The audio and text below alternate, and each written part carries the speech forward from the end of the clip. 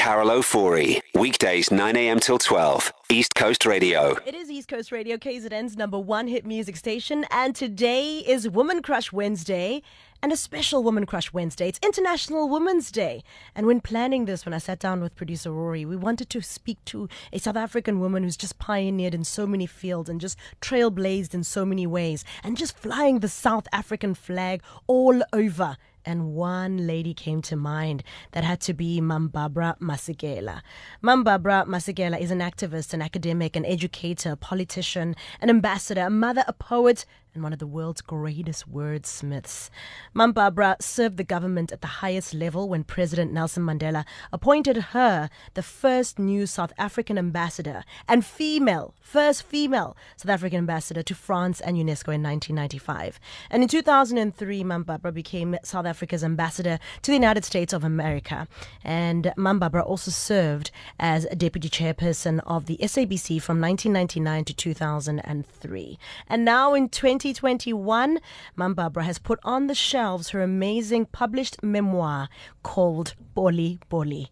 Barbara, I could go on and on and on. Welcome to East Coast Radio. Thank you. Hello, and hello to your listeners. Does it feel slightly overwhelming when one says all these things and still I've left out so much that you've done? No, it just feels like a eulogy. No, not a eulogy. I love that. That is hilarious. That is absolutely hilarious. Now we're going to get into so many elements of who you are, what you've accomplished, and what you're still yet to do. And I think the first thing I have to ask you, in all the things that you've accomplished so far, do you feel like you've done it all, or do you still have other things you'd like to see through? Oh, I wish that it were like that, but I think it's just a normal thing that you never feel as though you've done enough. There's always something more that you can do, you could have done, or less in some instances.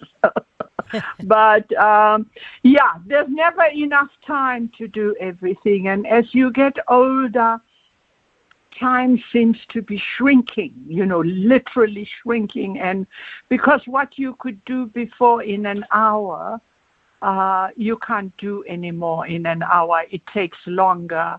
And it seems everything is just rushing at you, and there's no time.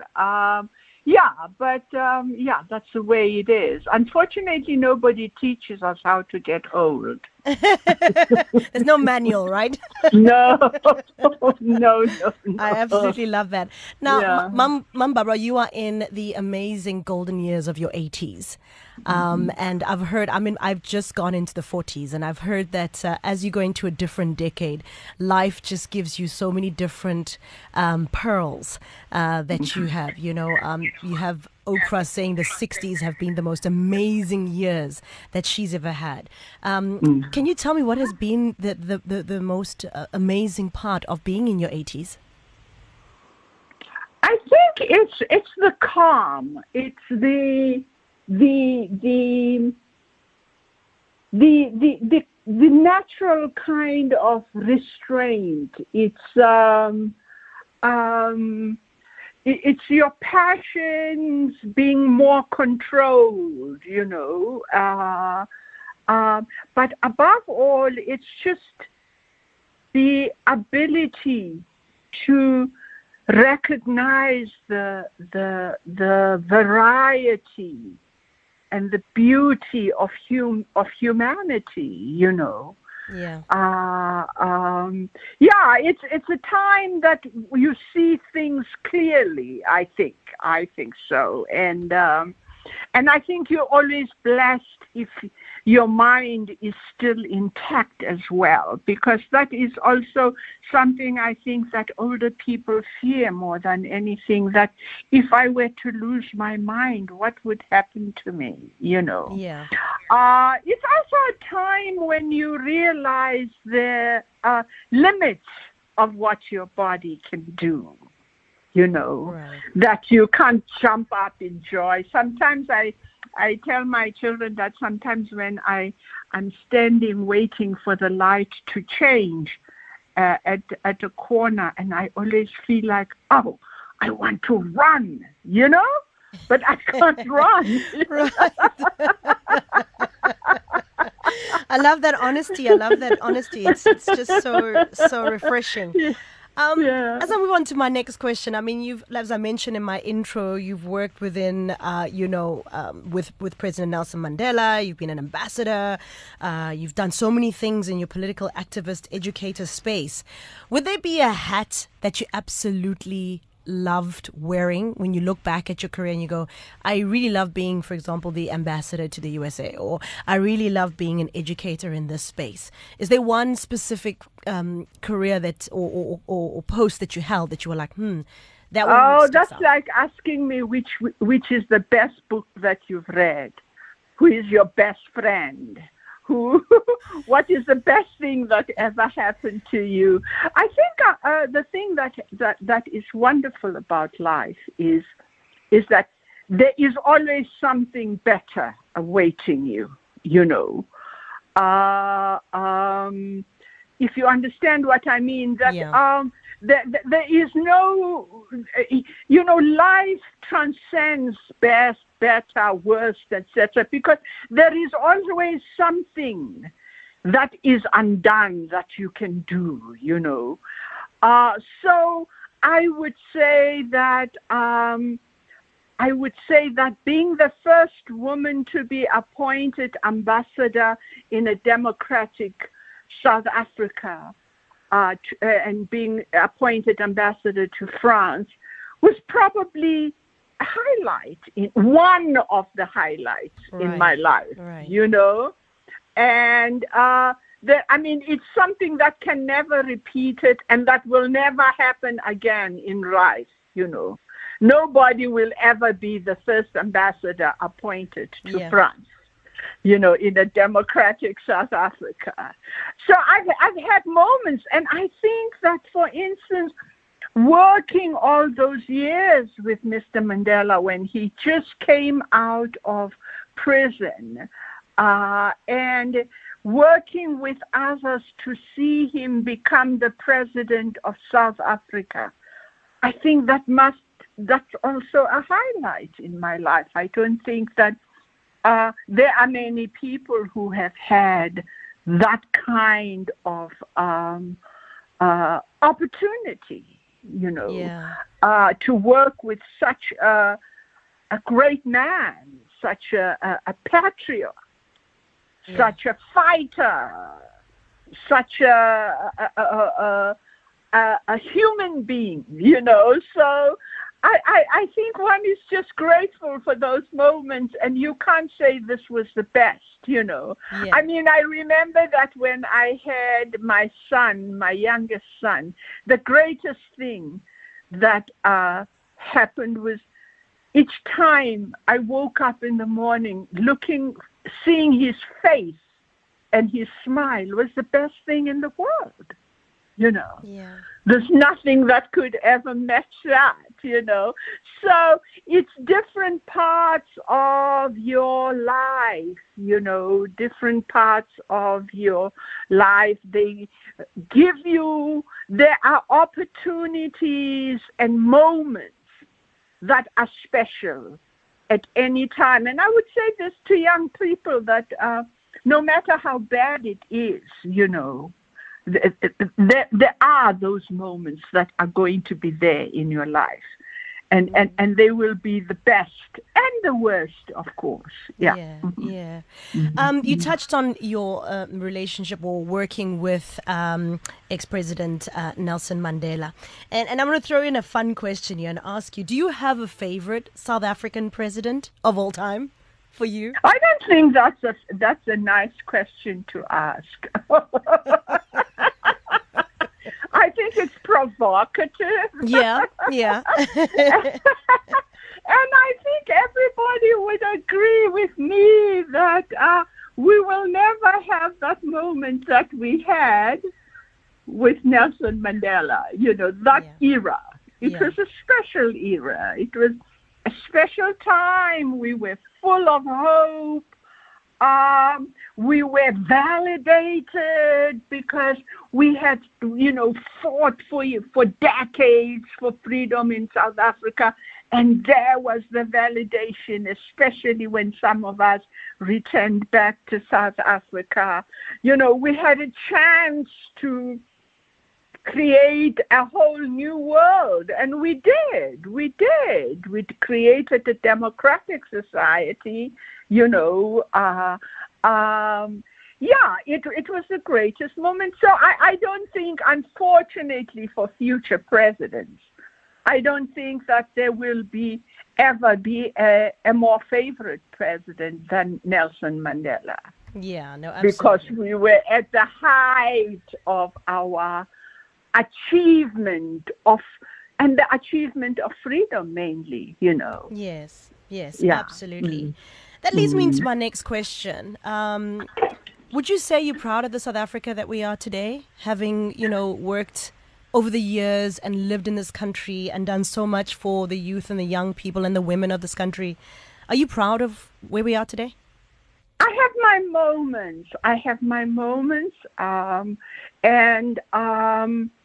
There's nothing that makes me as proud as when I compare myself at the age, let's say, of 30 to a young woman of 30 in South Africa today, or an 18-year-old woman, I think that they are much, contrary to the pessimism of everybody, which is justified. I think that,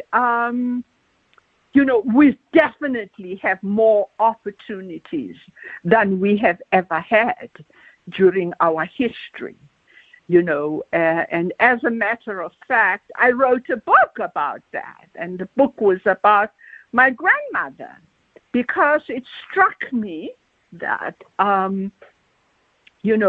we tend to focus on our victimhood, historically, and we do not try to look at what was really quality in our lives. And when I looked at the life of my grandmother, I saw there a quality that we do not often admit, which is the quality of survival. To be alive there's nothing to match that. And I think that it is so important that from time to time we have to pause and factor in the fact that we are alive because there were others before us who made it possible for us to survive. Yeah, absolutely. That is so true. I'd like to move into your recent work of Poli Poli. I remember visiting Kenya, and it was often used to say, slow down, slowly, slowly. And I believe the book also pays a big tribute to your late musical icon brother, Hugh Masekela. And you also delve into a lot of your life, growing up with your grandparents and just unpacking all of that. Can you chat to us about this body of work? And I've also read that writing a memoir, it's best to write one when you've lived a full life with so much to tell. And I'm sure in your 80s you have so many stories to try and compact into one story. Can you chat to us about Poli Poli and how it came about, and the importance of the book also paying tribute to your brother, whom I believe you're very, very close to? Yes, I was very, very close to my brother, and I still am. Because I find that he is resurrected for me every day. Oh. Because I can't go anywhere without someone mentioning him, and I can't do anything without somebody remembering him. I can't listen to the radio without the danger of a song of his being played. And my brother was just a wonderful person, and I admired him always. Look, we, as most siblings are, sometimes we were in rivalry, but for the most part, I just thought he was the most wonderful, wittiest, cleverest, fastest, naughtiest person that I ever knew.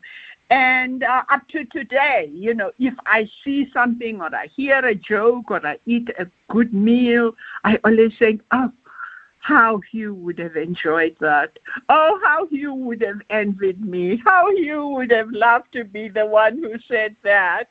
Yeah, my brother and I were very close, but I think what's also very little known about my brother is that he was an intellectual of the highest caliber and a great reader, and he enjoyed knowledge for its own sake. But above all, he loved people. He really loved people, and I think that is the greatest blessing with his music, that he left us, that wherever he goes, people remember him. And they remember him for the human being that he was. The human being musician, the human being lover of children, lover of women, I can go on and on about my brother. Speaking of, do you have a favorite song that you play when you think of him? No, I don't. I actually, for a year after my brother died, I didn't play any music because it just made me weep. And I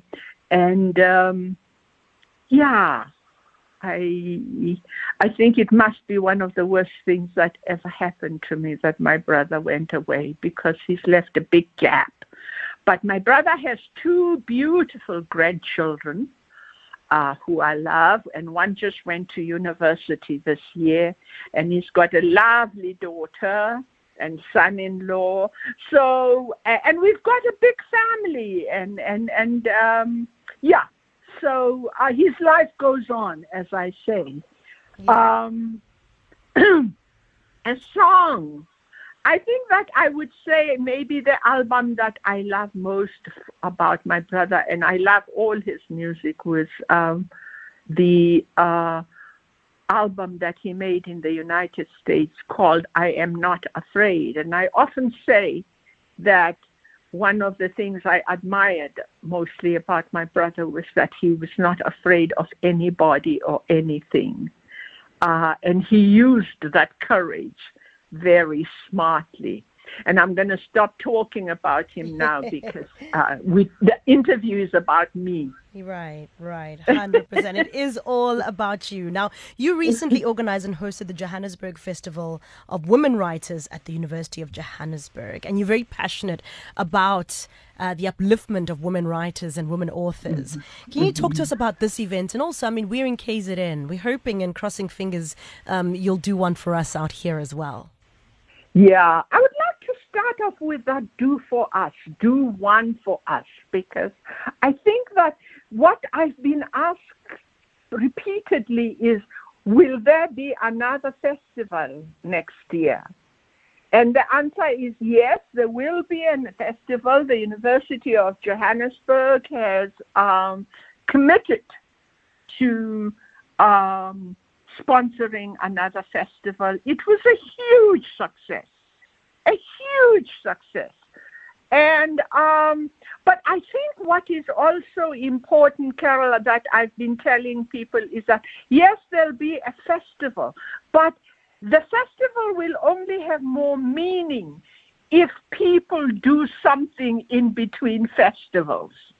You can't just wait between festival from festival. We were promoting women's writings by women authors. We were promoting the sales of books by women, which we know they sell a few for 3 months, then it's all over. They publish another book, then there's another excitement.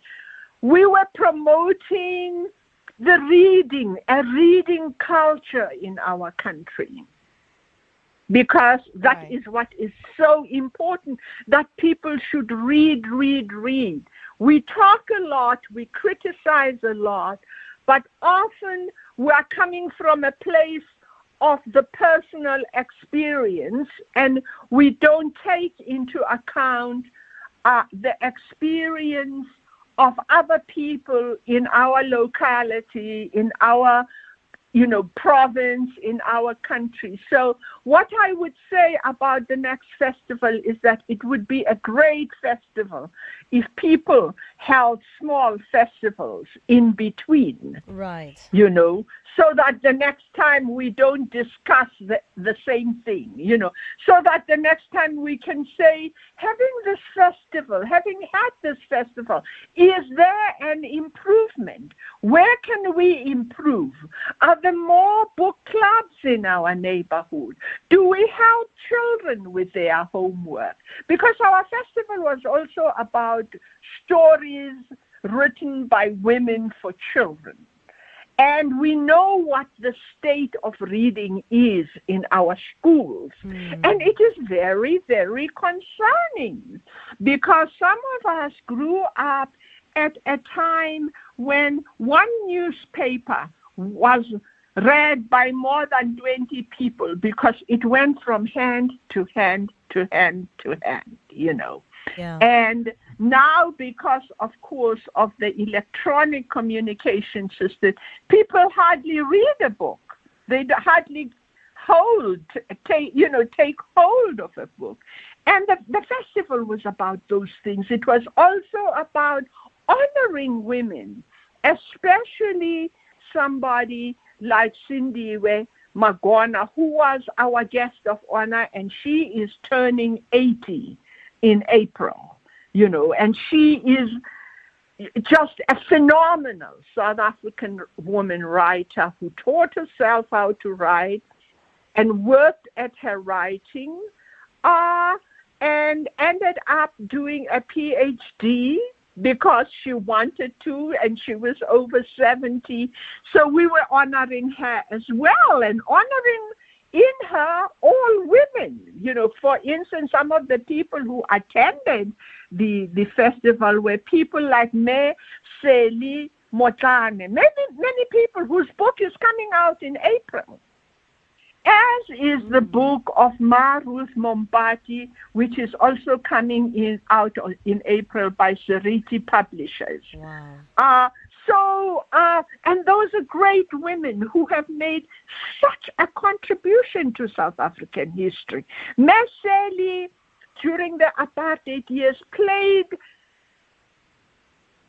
an indescribable role in Soweto, with the children, with the women, and there are many women like that in our communities. And my dream is that one could travel from town to town, have a small festival, invite the great women of that and children of that area, and just work on this issue of promoting reading and writing in our country. Because even in the townships, you go to the old cemeteries, there's nothing there. It's all flat because the grass gets burned. You can't find the graves, etc. The cemeteries of our countries, they hold our history because written on there are the dates of the people, what they did, what they were in the community. That is our history. In some countries, like in the United States, where I lived for a while, they have history clubs where young people go from cemetery to cemetery looking for the names of people who have played a role in the lives of the town or of the city or the location or whatever you want to call it. So, and everybody is a writer. Somebody has pointed that everybody is a writer. We all write obituaries, for instance. We all write birthday wishes, Right. Yeah, there are different kinds of writers, in our midst. And we ought to bring out those people. And, of course, there are the published writers who must continue to be encouraged, and so that they can write more and more. And there's nothing that serves writing as well as archives. Our archives are important. Yes. Our archives are very, very important. And that's what I did with Poli Poli. I restructured the life of my grandmother, who was a child during the South African War, the what we used to call the Anglo-Boer War. You know, I mean, can you imagine being a human being who grows up first dispossessed of the land of your forefathers? Then you become, you have to go and live in an urban area, never having lived there, because people have taken over your land. They are living on it.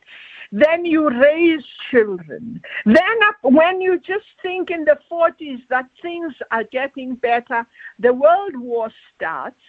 People start working in factories and so on, and it looked as though black people are going to make some progress, and then suddenly apartheid is here. Then you live through apartheid. You live through Sharpeville. You live through all the atrocities, you know. You live through the death of your own son, you know, and then you see your grandchildren go abroad, and they come back, and just at the point of freedom, you die. So that is why I went to vote where my grandmother lived in Annandale, because I felt like I'll go there and vote on her behalf, because she died without ever voting.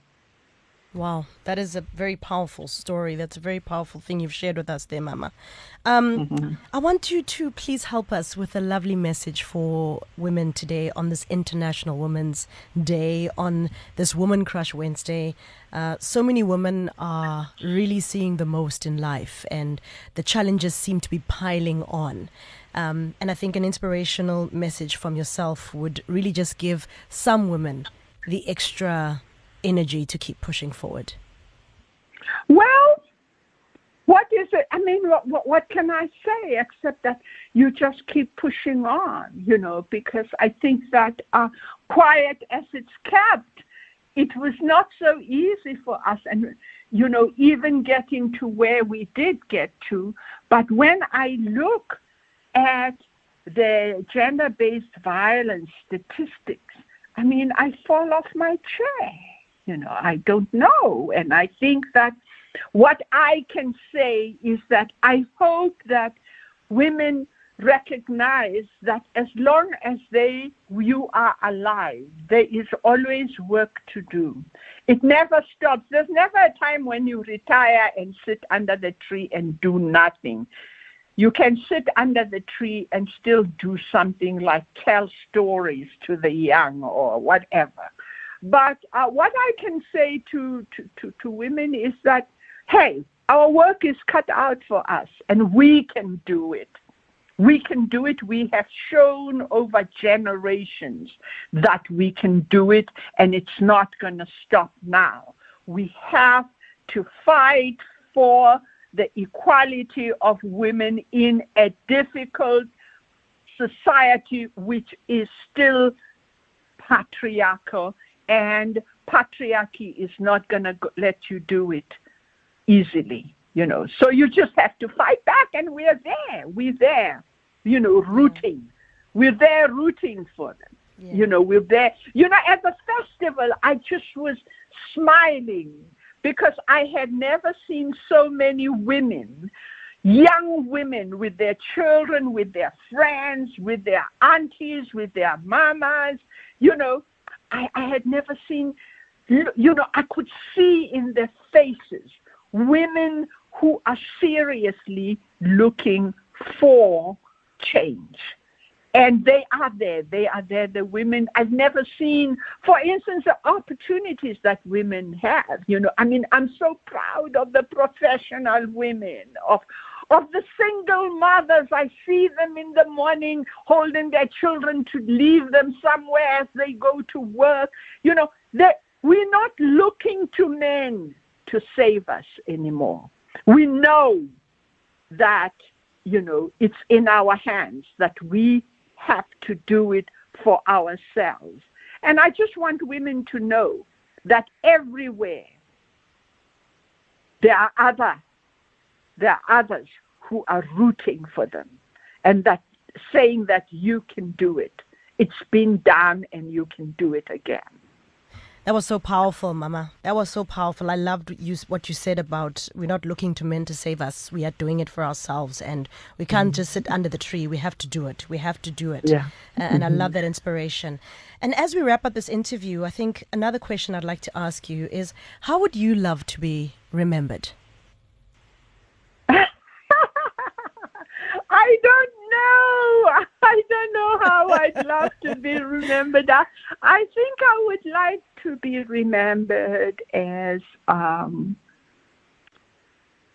woman who admired her forebears, especially her female forebears. I really, I think I'm very much inspired by the role that women before me have played, not only in South Africa, not only in my township, not only in my province, but women all over. I studied and worked in the United States for a long time, and one of the things that really inspired me was African American women, especially African American women writers. I knew them face-to-face, people like Toni Morrison, Louise Merriweather, June Jordan, Toni Cade Bambara. I knew all those women, and those women were great writers. And they left something. They have left us something, just like in our own country, where women like me, Tasi Perepere, Ruth Mompati, Florence Matumela, many women, and women whom we don't know, people like Sally Motana, Gertrude Shope, Juby Myatt, those women have left us so much, and it's our duty to find out about them. There is no excuse. I know books are expensive in South Africa, but we need to fight for libraries. We pay tax, so we need to fight for libraries to be built, no matter how small they are where we are, so that we can raise the voices of women who have changed society in such a manner that, we are unable to stand here and say what I say, I'm able to say I've written a book and it's been published. Mm-hmm. I'm able to say I went to university, I'm able to say I've worked with, because another thing that kills us is the fact that we are so distant from one another. And we must break those distances that exist between women in the rural areas and women in the urban areas. Women who are educated and women who are uneducated. Women who speak, we have to break down that if we want to make a better world. And if we want to get rid of this patriarchy which has put us where we are. Yes. Wow. Thank you so much, Mam Barbara, for just giving us so much inspiration and giving us the fuel as women to keep on going. Thank you so much. That is activist, academic, educator, politician, ambassador, mother, poet, and the world's greatest wordsmith, everybody, Mam Barbara Masekela. Thank you again for speaking to us on this International Women's Day. And I wish you all ladies out there a blessed and amazing International Women's Day. Carol Ofori, weekdays 9 a.m. till 12, East Coast Radio.